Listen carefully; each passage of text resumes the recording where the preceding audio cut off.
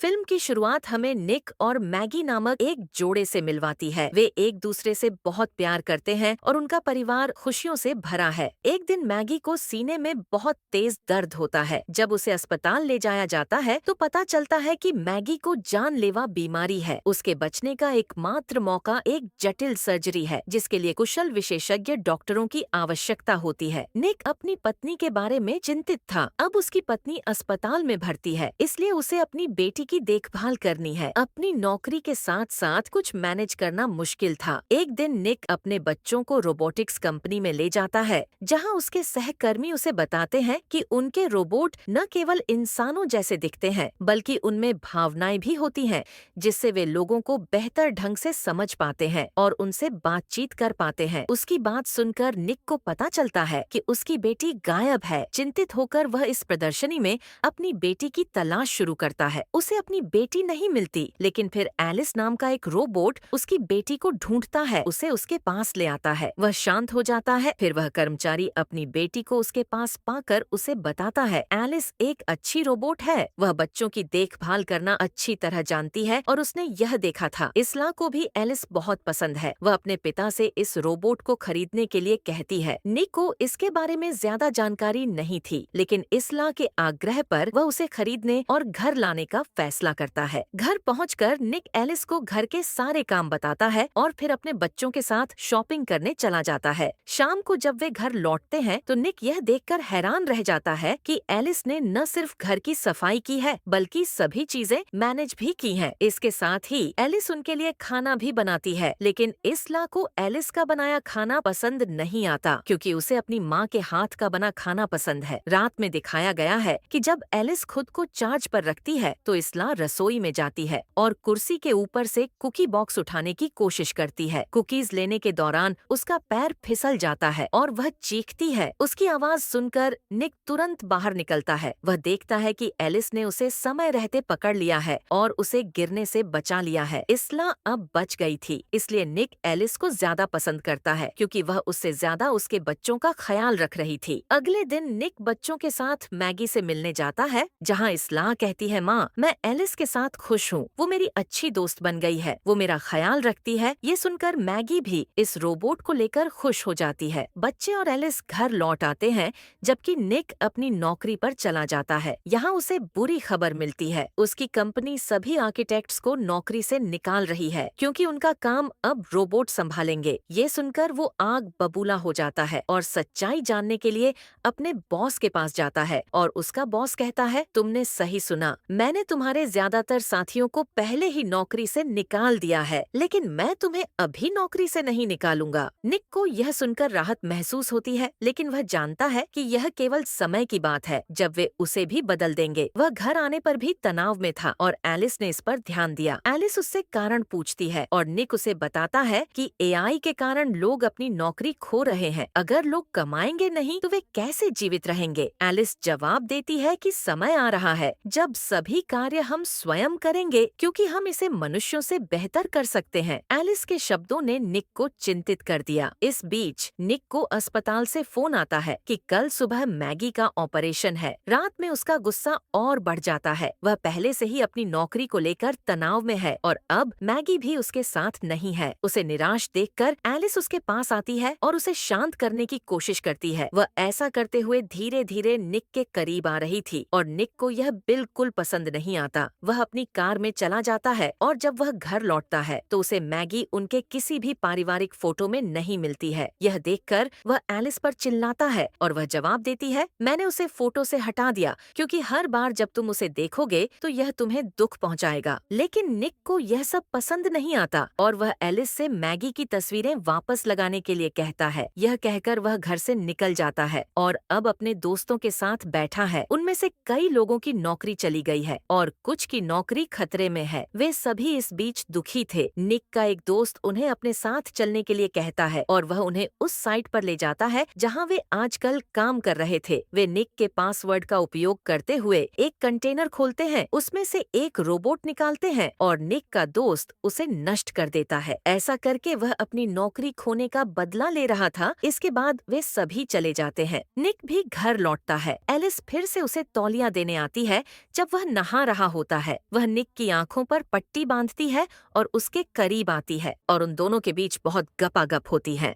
सुबह निक को बुरा लगता है क्योंकि पिछली रात सब कुछ ठीक नहीं रहा। वह एलिस से माफी मांगता है, लेकिन वह उसे आश्वस्त करते हुए कहती है, कोई बात नहीं, तुम्हारा और तुम्हारे बच्चों का ख्याल रखना मेरा कर्तव्य है। निक यह सुनकर क्रोधित हो जाता है, इसलिए वह इसलाह के साथ घर से निकल जाता है। इसलाह को स्कूल में छोड़कर वह अपनी नौकरी पर आता है और पाता है कि उसकी कंपनी उस व्यक्ति की तलाश कर रही थी जिसने उनके रोबोट को नष्ट कर दिया था। उसका बॉस पूछता है, किसी ने आपके कोड का उपयोग करते हुए कंटेनर खोला, अगर आपको कुछ पता हो तो हमें बताएं। निक जवाब देता है, नहीं। तनाव इतना बढ़ गया और इस तनावपूर्ण स्थिति में उसे अस्पताल से फोन आता है और उसे एक अच्छी खबर दी गई थी कि मैगी का ऑपरेशन सफल रहा है। यह सुनकर वह हैरान हो गया क्योंकि डॉक्टरों की टीम अभी तक नहीं आई थी। फिर उसे बताया गया कि डॉक्टरों ने नहीं बल्कि रोबोट ने मैगी का ऑपरेशन किया है और अब वह बिल्कुल ठीक है। निक उसे घर ले जा सकता है। ये सुनकर निक मैगी को घर ले आता है। अपनी माँ को घर पर देखकर उसके बच्चे भी खुश थे।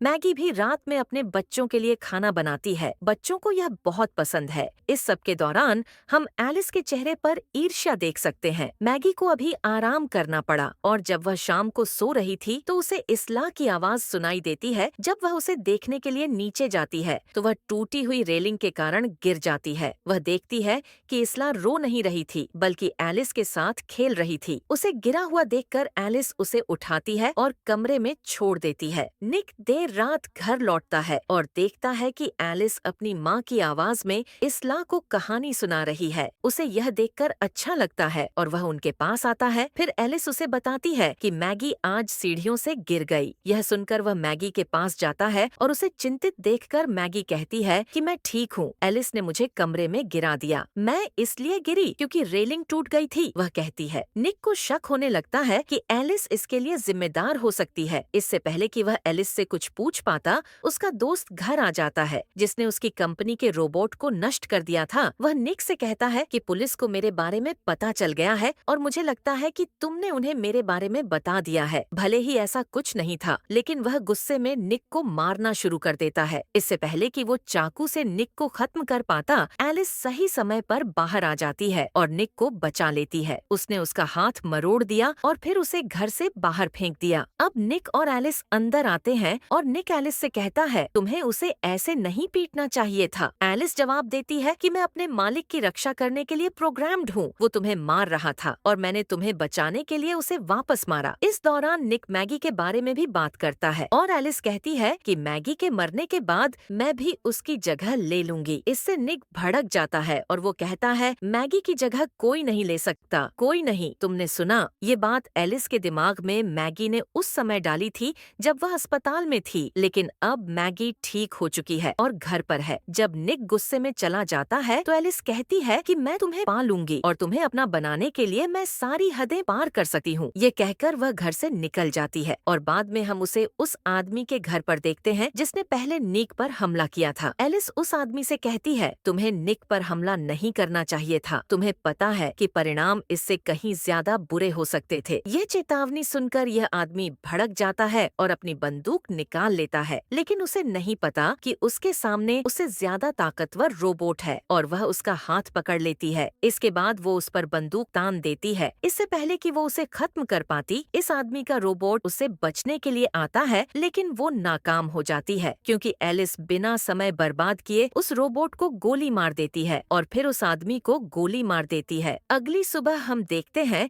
कि निक अपने बॉस के पास अपने दोस्त के लिए गुहार लगाने आता है कि उसने गलती की है, लेकिन उसे गिरफ्तार करवाने से बेहतर होगा कि उसे माफ कर दिया जाए। उसे अपने बॉस से एक चौंकाने वाली खबर मिलती है कि उसके दोस्त की कल रात हत्या कर दी गई है। ये सुनकर वो समझ जाता है कि ये एलिस ने ही किया है। हम घर पर देखते हैं कि एलिस मैगी के वॉशरूम में आती है क्योंकि वह मैगी से ईर्ष्या करती थी, क्योंकि उसके मन में निक के लिए भावनाएं थीं। वह मैगी को परेशान करती है और कहती है कि मुझे तुम्हारा पति निक मिल गया है, मैं उसे तुमसे ज्यादा खुश कर सकती हूँ। मैगी गुस्से में उस पर चिल्लाना शुरू कर देती है। एलिस जवाब देती है कि चिल्लाओ मत, तुम चाहो तो निक से पूछ सकती हो। मैगी अब गुस्से में निक का इंतजार करने लगती है और जैसे ही वह घर पहुंचता है वह उससे सच पूछती है। वह पूछती है कि उसके और एलिस के बीच क्या हुआ है। इधर निक झूठ बोल सकता था लेकिन उसने ऐसा नहीं किया और सच बता दिया। सच सुनने के बाद मैगी को गुस्से में आना पड़ा। इस दौरान एलिस उन्हें पीछे से देख लेती है और फिर उनके कमरे में जाती है। वहाँ निक का छोटा बेटा था। वो अपने बेटे को बाथटब के पास ले जाती है। वो उसमें पानी भरने लगती है। एलिस को ऐसा करते हुए इसला ने देख लिया है और वो तुरंत अपने माता पिता को बताती है कि एलिस उनके बेटे को पानी में डुबो रही है। निक और मैगी तुरंत उसे बचाने के लिए बाथरूम के पास आते हैं लेकिन वो दरवाजा बंद पाते हैं। ये देख निक समय बर्बाद नहीं करता और उसे तोड़ना शुरू कर देता है। जब समय लग रहा था तो मैगी छत से खिड़की के रास्ते अपने वॉशरूम पहुंचती है। मैगी को यहाँ देखकर एलिस गुस्से में उस पर हमला कर देती है। वह उसकी गर्दन पकड़कर उसे उठा लेती है। मैगी के मरने से पहले निक दरवाजा तोड़ता है, अंदर आता है और मैगी को बचाता है, जबकि एलिस को लैंप से मारता है। निक को ऐसा करते देख एलिस आग बबूला हो जाती है। जिस लैंप से निक ने एलिस पर हमला किया था, मैगी चालाकी से उसका स्विच ऑन कर देती है। इससे एलिस को बिजली के झटके लगते हैं और उसकी प्रोग्रामिंग फेल हो जाती है। वह नष्ट हो जाती है। इंसानों की भाषा में कहें तो उसकी मौत हो जाती है। अगले सीन में दिखाया जाता है कि एलिस की कंपनी आती है और उसे ले जाती है। मैगी भी निक पर भड़की हुई थी, इसलिए वो भी पुलिस के साथ चली जाती है।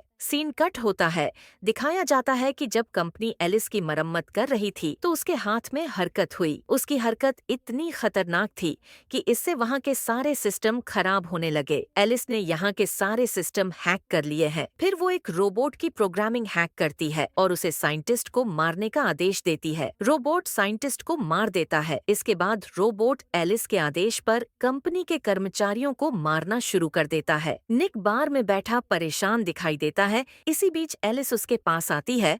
वह यहाँ अपने प्यार का इजहार करने आती है, लेकिन निक को यह सब बुरा लग रहा था। वह जाने ही वाला था, लेकिन तभी एलिस उसका हाथ इतनी मजबूती से पकड़ लेती है कि उसे दर्द होने लगता है। निक को एहसास होता है कि वह अब नहीं जा सकता। उसे एलिस को अपने हिसाब से ढालना होगा। वह एलिस से मीठी मीठी बातें करना शुरू कर देता है। फिर भागने से पहले उसके चेहरे पर लगे तार खींचकर उसे धोखा देता है। तार खींचने की वजह से एलिस बेहोश हो जाती है। सीन कट जाता है और हमें मैगी को अस्पताल में दिखाया जाता है। क्योंकि उसका बेटा अस्पताल में था, अब एलिस उस अस्पताल में आती है जहां वह थी। एलिस अस्पताल के कंप्यूटर को हैक कर लेती है और मैगी के बेटे के कमरे की तलाश करती है। जब नर्स उसे ऐसा करने से मना करती है तो वह उसकी गर्दन दबाकर उसे मार देती है। वह मैगी का कमरा ढूंढती है, लेकिन जब तक वह वहां पहुंचती है मैगी अपने बेटे के साथ जा चुकी होती है। अब दिखाया गया है कि निक बार बार मैगी को कॉल कर रहा है, लेकिन मैगी का फोन अस्पताल की बेंच पर छूट गया था। मैगी का पीछा करते हुए एलिस पार्किंग एरिया में पहुंच जाती है, जहां मैगी अपने बच्चों के साथ जाने वाली होती है, लेकिन तभी एलिस सामने आ जाती है और उसे खत्म करने की कोशिश करती है। निक सही समय पर अपनी कार लेकर वहां आता है और अपनी कार से एलिस को टक्कर मारता है। एलिस कुछ समय के लिए मैगी से दूर चली जाती है, लेकिन निक की कार का भयंकर एक्सीडेंट हो जाता है। वह भी बुरी तरह घायल हो गया था। मैगी तुरंत उसे देखने के लिए अपनी कार से बाहर आती है और निक को कार से बाहर निकालती है। वह देखती है कि निक बुरी तरह घायल हो गया था और बेहोश था। इससे पहले कि वह कुछ कर पाती, एलिस फिर से मैगी पर हमला करती है और उसे नीचे धकेलते हुए उस पर कोई नुकीली चीज घोंपने की कोशिश करती है, लेकिन निक सही समय पर उसके हमले को विफल कर देता है और उसे वहाँ से दूर फेंक देता है। उसने एलिस को इतनी जोर से फेंका कि वह टूट गई और आखिरकार उनकी जान बच गई। निक अब अस्पताल में भर्ती है, जहां हम उसे अपने बच्चों और मैगी के साथ खुश देखते हैं। मैगी ने उसे माफ कर दिया है और अब वे फिर से एक खुशहाल परिवार हैं। अब एलिस को फिल्म के पोस्ट क्रेडिट सीन के दौरान अपनी कंपनी में लेटा हुआ दिखाया गया है। कंपनी के कर्मचारियों ने देखा कि उनके कंप्यूटर अपने आप काम कर रहे हैं। किसी ने उनके सिस्टम को हैक कर लिया है, जिससे यह खराब हो गया है और रोबोट को गलत सिग्नल भेज रहा है। एलिस को ऐसा सिग्नल मिलता है जिससे उसकी आंखें खुल जाती हैं। कहानी एक रहस्यमय अंत के साथ समाप्त होती है। अगर आपको वीडियो पसंद आई हो तो लाइक और सब्सक्राइब जरूर करें। मिलते हैं अगली वीडियो में।